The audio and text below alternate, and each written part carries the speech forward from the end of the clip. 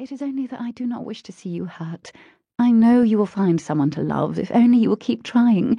A man who will respect and cherish you, someone you will want to marry." Ariadne met her friend's blue-eyed gaze and resisted the urge to roll her eyes.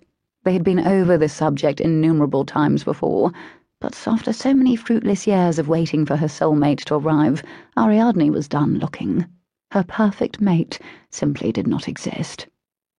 Of course, Ariadne knew that Emma had only the best of intentions, as did her other joyfully wedded friend, Mercedes. The pair of them were forever extolling the virtues of wedded bliss. But they were the exceptions rather than the rule, and she had come to accept that a happy marriage was just not in the cards for her. From what she had seen of the world, a happy marriage wasn't in the cards for most people. For every successful union there were dozens more that were nothing short of ritualized torment, miserable traps designed to enslave women and turn reasonable men into callous brutes. She'd spent her entire childhood knowing precisely how bad marriage could be, as she witnessed her parents' constant fights and manipulations, each of them wounding the other to the quick with their never-ending schemes and myriad infidelities. When she'd been sent to school in Scotland in her teen years, it had been a relief to be away from her family. Little did she know that she would never see her parents again, that war and death would put an end to their acrimony and bitterness, once and for all. As for her cousin Theodore, well, she'd stopped dwelling on his betrayal long ago. Emma wanted her to be sensible and continue trying to make a good match. But the only match she had any interest in making was the kind that promised heated passions and the illicit pleasures of the flesh. And why should she not indulge? Just because she had given up on marriage didn't mean she couldn't enjoy men. Soon she would be a young woman of independent means, free to go where she pleased and to dally with whomever took her fancy.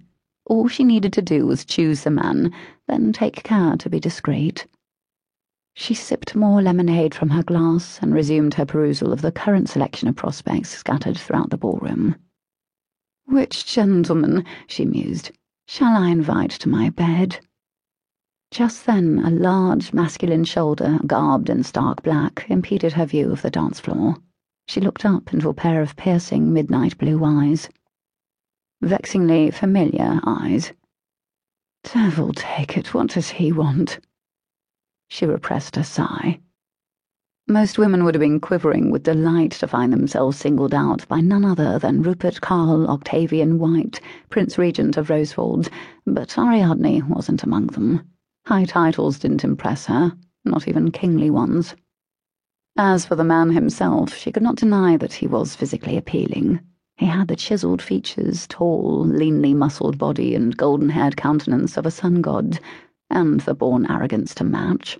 His entrance into a room alone had been known to induce swoons in young ladies, who would stare as if blinded by Apollo himself before falling into a dead faint at his feet. For his part, he hardly seemed to notice them.